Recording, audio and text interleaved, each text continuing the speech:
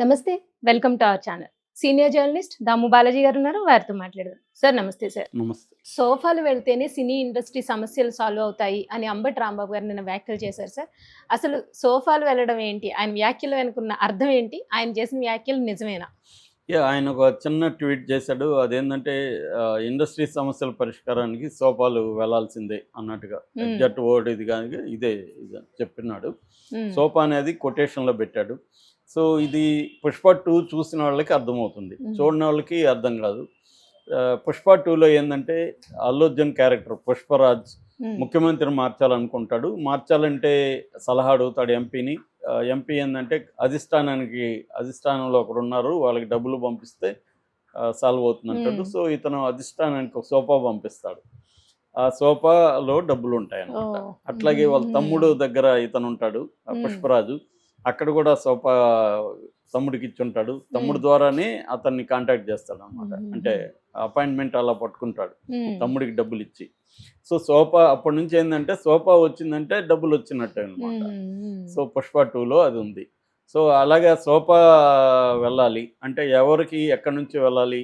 Cinema industry నుంచి రేవంత్ రెడ్డికి sofa వెళితే సినిమా ఇండస్ట్రీ సమస్యలు పరిష్కారం అవుతాయి అనేది అంబటి రాంబాబు ఉద్దేశం. మామూలుగా నీకు ఆంధ్ర వాడు నీకేం సంబంధం అనేది అంటారు. కాకపోతే సినిమా ఇండస్ట్రీ కాబట్టి ఒకప్పుడు జగన్ని వీళ్ళు క్యారీ చేయలేదు. జగన్ దగ్గర చిరంజీవి నమస్కారం పెడితే జగన్ పెట్టట్లేదనే ఫోటో తీసుకుని దాన్ని విపరీతంగా ప్రచారం చేశారు. నిన్న చూస్తే రేవంత్ రెడ్డికి ముందు క్యూ కట్టి అందరూ ఇది చేస్తున్నారు. చివరికి నాగార్జుని ఈ కాంగ్రెస్ ప్రభుత్వం ఎంత వేధించిందో అందరికీ తెలుసు. వాళ్ళ జీవితంలో ఎప్పుడు ఎవరు వాళ్ళని అనరాని మాటలు కాంగ్రెస్ పార్టీలో ఉండే మహిళా మంత్రి ఘోరంగా అని సొంత కోడల్ని తార్చడానికి ఈయన ట్రై చేశాడు అని చెప్పి కేటీఆర్ దగ్గర పొమ్మని చెప్పాడు. ఆమె పోనంటే విడాకులు ఇప్పించేశాడు. ఆ స్థాయిలో నాగార్జున ఫ్యామిలీ మీద ఎవరూ మాట్లాడలేదు. అట్లాగే ఆయనకున్న దీన్ని కూలగొట్టేశారు. సో ఎన్కన్వెన్షన్ ఈ స్థాయిలో అయినా కూడా నాగార్జున వెళ్ళి ఇది చేశాడంటే నాగార్జునకి ఈయనకి కూడా ఏమన్నా డీల్ కుదిరిపోయిందా, సమస్య పరిష్కారం అయిపోయిందా అన్న కామెంట్లు వచ్చాయి. అట్లాగే అల్లు అర్జున్ని దోషిగా నిలబడడానికి సాక్షాత్తు ముఖ్యమంత్రి అసెంబ్లీలో నిజానికి అది కోర్టులో ఉంది. కోర్టులో ఆయన అల్లు అర్జున్ ఒకవేళ తప్పు చేసినాడని వీళ్ళు అనుకుంటే కేసు పెట్టారు కాబట్టి కోర్టులో నిరూపించాలి. అల్లు అర్జున్ తప్పు నిరూపిస్తే అల్లు అర్జున్కి కోర్టు శిక్షిస్తుంది. కానీ అసెంబ్లీలో అల్లు అర్జున్ విషయాన్ని రాష్ట్రంలో ఇతర సమస్యలు లేనట్టు అంటే ఫర్ ఎగ్జాంపుల్ ఇప్పుడు గురుకుల దీంట్లో ఫుడ్ పాయిజనింగ్ జరిగి 50 మంది పైన చనిపోయారు, పదుల సంఖ్యలో హాస్పిటలైజ్ అయ్యారు. అట్లాగే అనేక చిన్నపిల్లలంతా రేపులు జరుగుతున్నాయి. ఈ మధ్య కూడా ఒకటి జరిగింది. అనేక ఇవి జరుగుతున్నాయి. రైతుల సమస్యలు ఉన్నాయి, అనేక మంది విద్యార్థుల సమస్యలు ఉన్నాయి, నిరుద్యోగం ఉంది. ఇవేవి చర్చించకుండా ఒక సంఘటన అల్లు అర్జున్దే చర్చించి దాంట్లో ఇండస్ట్రీకి వ్యతిరేకంగా కూడా కామెంట్లు చేయడం, ఒక అల్లు అర్జున్ చాలా ఇన్హ్యూమన్గా వ్యవహరించాడని ఆపాదించడం, చెప్పడం, ఇవన్నీ ఏంటంటే పబ్లిక్లో అల్లు అర్జున్ని సినిమా ఇండస్ట్రీని దోషిగా నిలబెట్టే ప్రయత్నం అనేది ప్రభుత్వం చేసింది. అలాంటి ప్రభుత్వం సడన్గా దిల్ రాజు ఎంట్రీ తర్వాత వాళ్ళతో ప్రభుత్వంతో మళ్ళీ ఎందుకు సినిమా ఇండస్ట్రీతో ఎందుకు ఈ ప్రభుత్వ ప్రతినిధులు సీఎంతో సహా మంత్రులు ఇద్దరు, సీఎం, సెక్రటరీ, తర్వాత డీజీపీ వీళ్ళందరూ ఎందుకు కలవాల్సి వచ్చింది? పోనీ అజెండా ఏమన్నా ఉందా అంటే ఈ టైమింగ్ ఇంపార్టెంట్. ఈ టైంలో ఎందుకు కలిసారు? ఏదన్నా వెనక సెటిల్ అయిందా? అందుకనే ఇమీడియట్లీ పోయి వాళ్ళకి 2 కోట్లు ఇవ్వమని ఇది ప్రభుత్వమే చెప్పిందా దిల్ రాజు ద్వారా? అందుకే దిల్ రాజు తీసుకెళ్ళి 2 కోట్లు అప్పగించి ఈ దిల్ రాజే మీటింగ్ ఏర్పాటు చేసి, అంటే ఈ మీటింగ్కి ముందే దిల్ రాజు ద్వారా ఏదో ఒక అండర్స్టాండింగ్ జరిగింది ప్రభుత్వానికి, అల్లు అర్జున్ ఫ్యామిలీకి.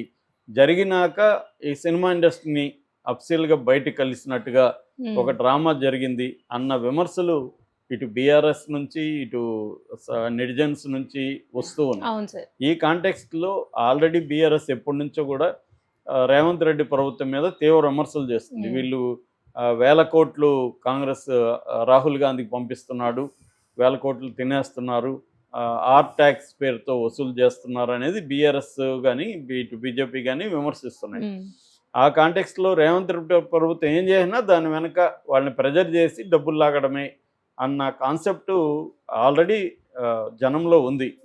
దాన్నే అంబటి చెప్పాడు ఇండైరెక్ట్గా. అంటే ఈ ఇష్యూలో కూడా రేవంత్ రెడ్డి ఈ స్థాయిలో చేయడానికి కారణం డబ్బే అన్న ఉద్దేశాన్ని ఆయన ఎక్స్ప్రెస్ చేశారు. మామూలుగా చాలామంది ప్రజల్లో కూడా ఉన్న అభిప్రాయం ఏంటంటే రేవంత్ రెడ్డి ఎందుకు చేశాడు, అల్లు అర్జున్ ఈ స్థాయిలో ఇది చేయాల్సిన అవసరం ఏముంది, అది అందరికి కూడా విచిత్రం అనిపించింది. సరే అల్లు అర్జున్ తప్పు చేశాడు, ఒక ఆమె నిండు ప్రాణం పోయింది, ఒక బాబు ఐసీయూలో ఉన్నాడు, ఇప్పుడు ఐసీయూలో నుంచి బయటకు వచ్చాడు, కొద్దిగా బెటర్ అనుకోండి. మామూలుగా అటువంటి కండిషన్ ఉన్నప్పుడు ఖచ్చితంగా దానికి చర్య తీసుకోవాలనుకోవడం తప్పులేదు. కానీ దాన్ని పెద్ద ఎత్తున పర్సనల్ లాగా తీసుకొని అసెంబ్లీలో ఆ స్థాయిలో మాట్లాడి అల్లు అర్జున్ ఒక క్రూయల్ ఫెలో, ఒక దుర్మార్గుడు, ఒక మనసే లేనివాడు ఆ స్థాయిలో చిత్రించడానికి బయట కూడా పోలీసులు కూడా ఈ స్థాయిలో మీటింగ్లు పెట్టి చెప్పడం అనేది సాధారణంగా జరగదు. కోర్టులో ప్రూవ్ చేయాలి. ఇప్పుడు నిజానికి అల్లు అర్జున్ పర్మిషన్ లేకుండా వెళ్ళాడని కోర్టులో ప్రూవ్ చేయలేదు కదా వీళ్ళు. కోర్టులో అది పెట్టుంటే మేము పర్మిషన్ ఇవ్వలేదు అనేది కోర్టులో ఎందుకు ప్రొడ్యూస్ చేయలేదు వీళ్ళు? ప్రొడ్యూస్ చేస్తుంటే అసలు బెయిలే వచ్చేది కాదు కదా. ఇవన్నీ జనాలకి ఇవాళ ఏంటంటే ఇన్ఫర్మేషన్ అనేది ప్రతి ఒక్కరికి అందుబాటులో ఉంది, అందరూ ఆలోచిస్తున్నారు. ఇంతకుముందు అంటే మెయిన్ మీడియా ఏమనుకుంటే ప్రజలను అదే నమ్మించేది. ఇవాళ మెయిన్ మీడియా అనుకుంటే 100 మీడియాలు మెయిన్ మీడియా డిఫరెంట్గా మాట్లాడే వచ్చేసాయి ప్లాట్ఫామ్స్. అందువల్ల ప్రజల్లో కూడా దీని పట్ల ఒక యూనిఫామ్ ఐడియా లేదు. కొంతమంది రేవంత్ రెడ్డిని సపోర్ట్ చేసేవాళ్ళు ఉన్నారు, కొంతమంది రేవంత్ రెడ్డిని వ్యతిరేకించే వాళ్ళు ఉన్నారు. ప్రతిపక్షాలు ఎలాగూ నేచురల్గా ప్రభుత్వం ఏం చేసినా వ్యతిరేకిస్తారు. కానీ జనం ఆలోచించే వాళ్ళ ప్రభుత్వాన్ని సపోర్ట్ చేసినా సపోర్ట్ చేయకపోయినా అందరిలో ఉండే అభిప్రాయం ఏంటంటే వాంటెడ్లీనే రేవంత్ రెడ్డి చేశాడు, ఇదేదో చట్టం తన పని దాన్ని చేసుకొని పోవడం కాదు, వాంటెడ్లీ చేశాడు అనేది అయితే ఆ విషయంలో ఎవరికి డౌట్ లేవు. అయితే ఎందుకు చేశాడు అనే దగ్గర డౌట్లు. ఎందుకు చేశాడంటే కొంతమంది ఇప్పుడు అంబటి రాంబాబు లాంటి వాళ్ళు ఏంటంటే ఇండస్ట్రీని బెదిరించి డబ్బులు లాగడానికి చేశారు అనేది ఒక వెర్షన్. రెండో వెర్షను ఈగో ఉంది ఆయనకు, తనని పట్టించుకోవట్లేదు. ఎందుకంటే ఎప్పుడు కూడా రేవంత్ రెడ్డిని ఒక పొలిటికల్ బాస్ లాగా వీళ్ళు చూడలేదు. గతంలో తెలుగుదేశంలో ఉండడం, చాలామందికి తెలుగుదేశంలో ఉన్నప్పుడు సినిమా వాళ్ళతో ఈయన ఉండడం, వాళ్ళందరూ కూడా ఈయన్ని బచ్చాలాగా చూడడం. అంటే ఫర్ ఎగ్జాంపుల్ ఒక ఫోటో బయటకు వస్తుంది, అదేమంటే జూనియర్ ఎన్టీఆర్ స్పీచ్ ఇస్తున్నాడు, ఈయన వెనకాల ఉన్నాడు నిల్చుకొని పక్కన. అంటే ఒకప్పుడు కార్యకర్తలాగా ఉన్నప్పుడు అలాగే ఉంటారు, కానీ సీఎం అయినాక సీఎం రేవంత్ రెడ్డి లాగా చూడాలి. అది ఎవరైనా, నేను అప్పుడు నీతో కూడా ఏదో రకరకాల పనులు చేశాను అంటే ఇప్పుడు కూడా సీఎం అయినాక కూడా మనం అప్పట్లో మనం కలిసి తిరిగాం కదా, మందు కొట్టాం కదా, ఏరారే అంటే ఎలా ఉంటది? సో అది సినిమా ఇండస్ట్రీ చేయలేదు. ఖచ్చితంగా సినిమా ఇండస్ట్రీ వైపు నుంచి ఆ తప్పు ఉంది. ఎందుకంటే వేరే చంద్రబాబుతోనో లేకపోతే కేసీఆర్తోనో ఉన్నంతగా రేవంత్ రెడ్డితో జగన్తో వీళ్ళు లేరు. వీళ్ళల్లో వివక్షత కనబడినప్పుడు ఎవరైనా అధికారం ఉన్నప్పుడు వీళ్ళు ఏమనుకుంటారు, నన్ను పట్టించుకోకపోతే నేను మీ సంగతి చూస్తానని అనుకునే అవకాశం ఉంది. ఎందుకంటే ఆఫ్టర్ ఆల్ అలా అనుకోకూడదు నిజానికి ముఖ్యమంత్రులు. రేవంత్ రెడ్డి కూడా అదే చెప్పాడు, నేను ఎవరో చెప్పారు పేరు మర్చిపోయినానని ఈ పని చేశానని, నా స్థాయి అది కాదు, అలాగే ఎందుకు అనుకుంటాను, నేను ఎప్పుడు అనుకోను, నేను కూడా అది నమ్ముతున్నాను. ఆ స్థాయి వ్యక్తులు ఒక ముఖ్యమంత్రిగా ఉన్న వ్యక్తి ఎవరో పేరు మర్చిపోయాడు కాబట్టి వీడికి చూపిస్తానని అనుకుంటారని నేను ఇంతకుముందు కూడా చెప్పాను. కానీ ఓవరాల్గా ఇటు ప్రభుత్వం తరపు నుంచి ఇటు వ్యక్తిగతంగాను రేవంత్ రెడ్డిని కానీ ప్రభుత్వాన్ని కానీ ఇండస్ట్రీ పట్టించుకోలేదు, కేర్లెస్గా ఉన్నింది. ఒక గద్దర్ అవార్డు కావచ్చు, డ్రగ్స్ మీద యాంటీగా ప్రచారం చేయమని రేవంత్ రెడ్డి అడిగినప్పుడు కావచ్చు, ఎప్పుడు కూడా వాళ్ళ స్పందన సరిగ్గా లేదు. అది ఆయన కూడా ఎక్స్ప్రెస్ చేశాడు కూడా రేవంత్ రెడ్డి.